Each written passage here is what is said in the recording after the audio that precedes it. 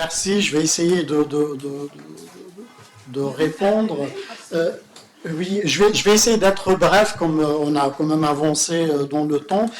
et revenir peut-être à l'actualité, donc ou à l'histoire récente d'un pays que vous venez de dire, oui, un géant, parce que géographiquement, qui a un fort potentiel, en tout cas d'un point de vue géopolitique, à la fois géographique, mais aussi un potentiel humain, 44 millions d'habitants, avec une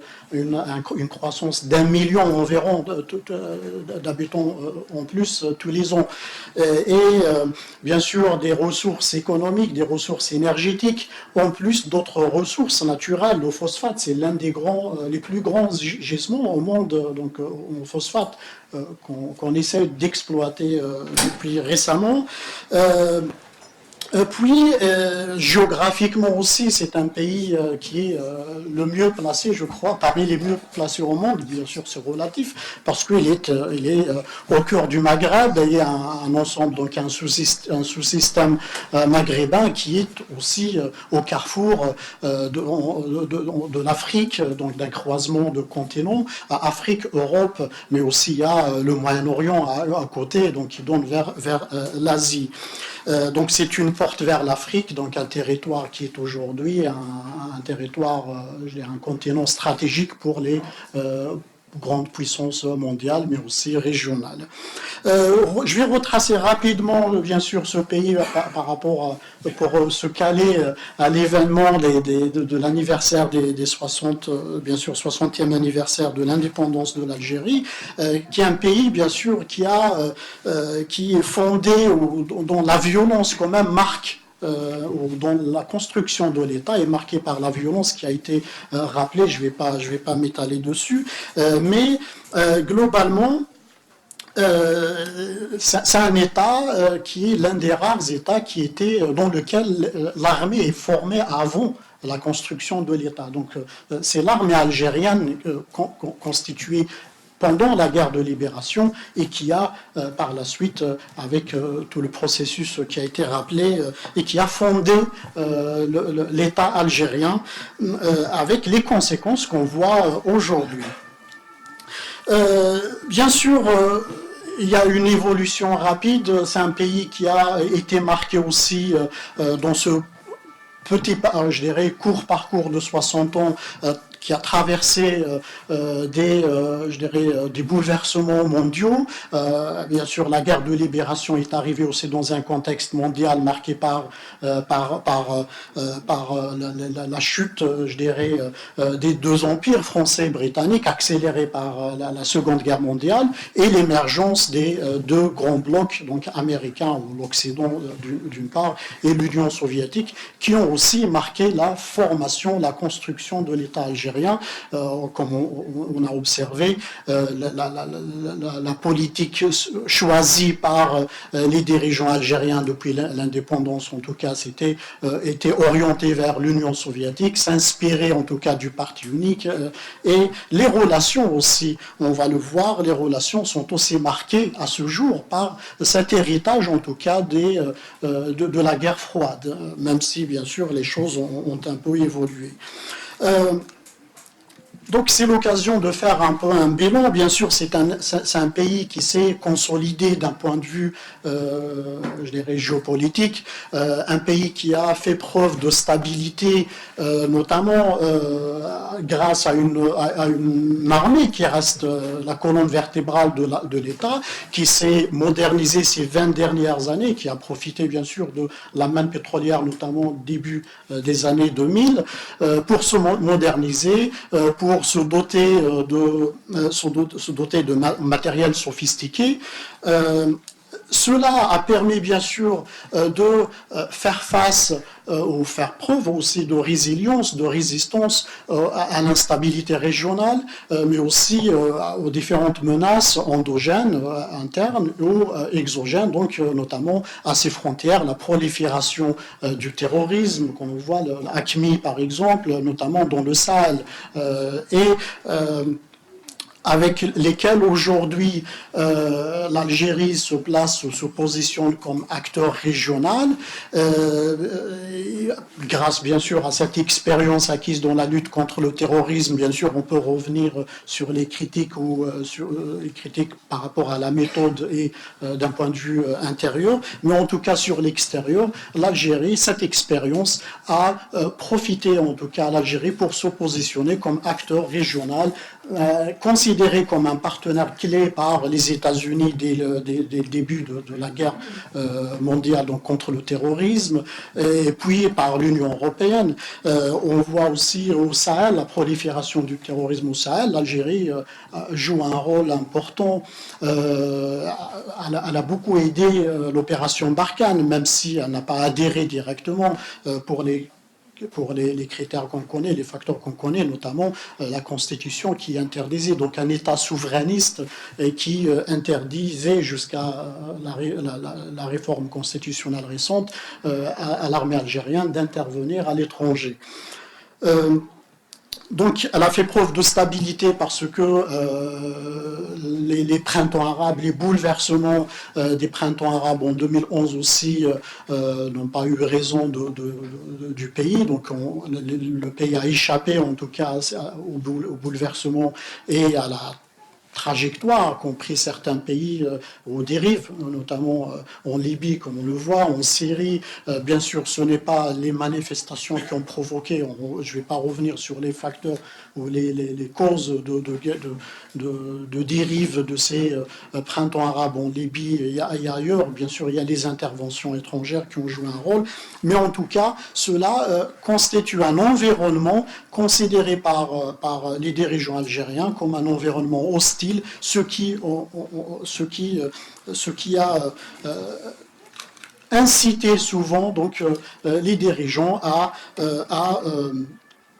d'ailleurs à maintenir un budget assez important de l'armée algérienne qui est à 10 milliards de dollars annuels en termes d'achat d'armes, l'Algérie était sur une dizaine d'années classée 5e et 6e plus grand acheteur du monde d'armement. Et progressivement, depuis l'indépendance donc la guerre de libération qui a propulsé le pays en leader, voire en tout cas en avant-garde des mouvements de libération en Afrique, ce qui a aujourd'hui qui a constitué un héritage important pour la diplomatie algérienne, des relations très fortes, mais aussi la lutte pour l'apartheid en ce qui concerne l'Afrique du Sud, ce qui consolide à ce jour les rapports entre notamment l'Afrique du Sud et l'Algérie, qui constituent un axe au sein de l'UA. Pourquoi je dis il y a le poids, en tout cas, ou l'héritage de la guerre froide aussi sur les relations diplomatiques algériennes, juste pour rappel, en termes de relations, même si l'Algérie a je dirais, privilégier une diplomatie d'équilibre avec les puissances. Je rappelle quand même que 67% des armes algériennes sont d'origine russe,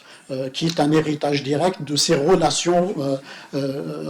créées ou maintenues depuis l'Union soviétique. Juste pour rappel, l'Union soviétique où le bloc communiste avait aussi joué un rôle dans le soutien des guerres de libération, des mouvements de libération, ce qui a permis aujourd'hui de maintenir en tout cas ces relations stratégiques avec la Russie. Pourquoi je dis une diplomatie d'équilibre? Parce que même si sur l'armement, c'est la Russie qui a la grosse part, puis il y a la Chine, 13% de l'armement algérien. Il y a aussi, lorsqu'on regarde le secteur hydrocarbures, c'est plutôt les États-Unis qui est le plus grand partenaire. Ensuite, la Chine arrive bien sûr récemment, mais l'Europe globalement, la France en particulier, sur le secteur agroalimentaire, donc le marché en agroalimentaire, les partenariats avec l'Europe sont les plus solides. Donc à ce jour, l'Union européenne, même si la France a a perdu depuis 2017 sa place de premier partenaire avec l'Algérie, devancé bien sûr par la Chine, pour multiples raisons bien sûr, l'Union européenne reste le plus grand, en tout cas le premier partenaire de l'Algérie. Et inversement, donc l'Algérie est à la fois deuxième, depuis la fermeture des vannes donc du gaz russe, l'Algérie deuxième fournisseur du gaz à l'Europe après la Norvège, et premier pour certains pays comme l'Italie, l'Espagne. Donc bien sûr, je rappelle quelques incidents diplomatiques. Cette diplomatie d'équilibre et auquel on rajoute l'héritage révolutionnaire, ou cette aura en tout cas dont bénéficie l'Algérie, même si ces dernières années s'est estompée, a permis à l'Algérie de jouer à plusieurs reprises un médiateur, le rôle de médiateur dans différents conflits ou incidents diplomatiques. Juste pour rappel, l'un des plus grands incidents auxquels l'Algérie avait joué un rôle, c'était en 79 à Téhéran, lors de la prise d'otage des Américains, environ 400 diplomates américains, qui a duré plusieurs mois. Donc c'était je dirais, une aubaine aussi pour l'Algérie en 79. Pour rappel, donc il y a eu le décès de Boumediene, donc d'un président, puis l'arrivée d'un autre président, et à un moment où l'Algérie tentait aussi de s'ouvrir, je dirais, d'aménuiser un peu son orientation très axée vers l'Union soviétique. Et donc c'était aussi une opportunité pour l'Algérie de renforcer ses liens avec les États-Unis.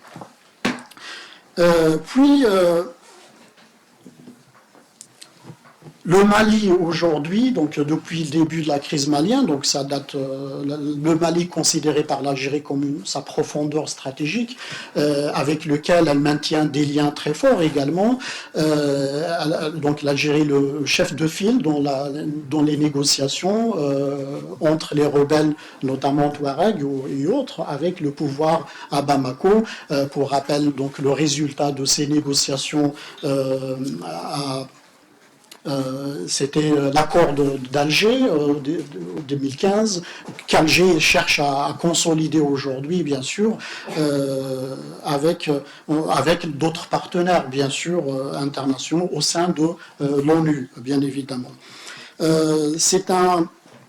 Il y a récemment, avec le retour, je dirais, diplomatique de l'Algérie, depuis la chute de Bouteflika, il faut rappeler quand même qu'il y a un repli, notamment les 2 derniers mandats sous Bouteflika, mais sans rappeler aussi le repli précédent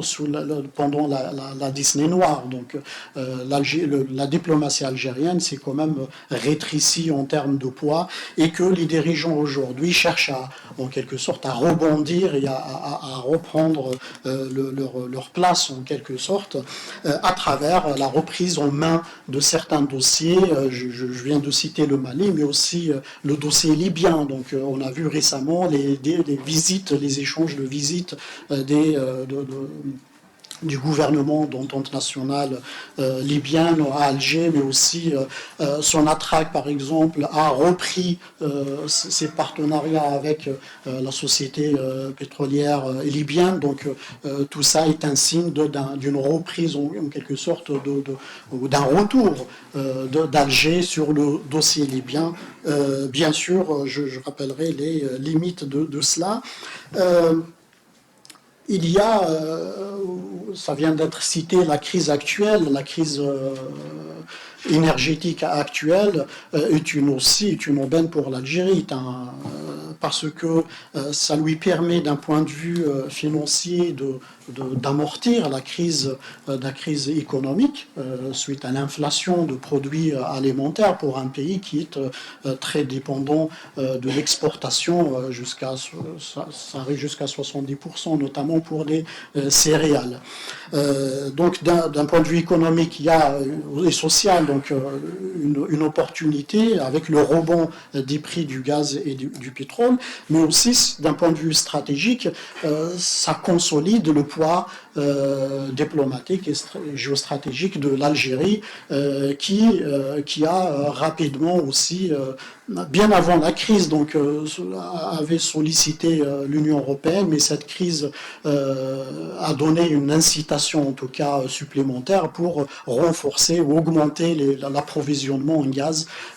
Et pour Bruxelles, bien sûr, c'était un moyen de limiter, bien sûr, les conséquences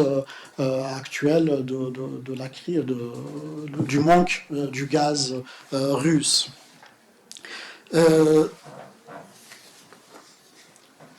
Cette volonté, bien sûr, de jouer un rôle d'acteur régional, mais aussi de rebondir sur la scène régionale notamment, mais aussi internationale, et semer d'embauches, il y a bien sûr plusieurs défis et enjeux et plusieurs fragilités qui demeurent pour les dirigeants algériens. D'abord, il y a ces crises chroniques, des fragilités structurelles pour un pays comme l'Algérie qui a, comme je l'ai cité au début, des atouts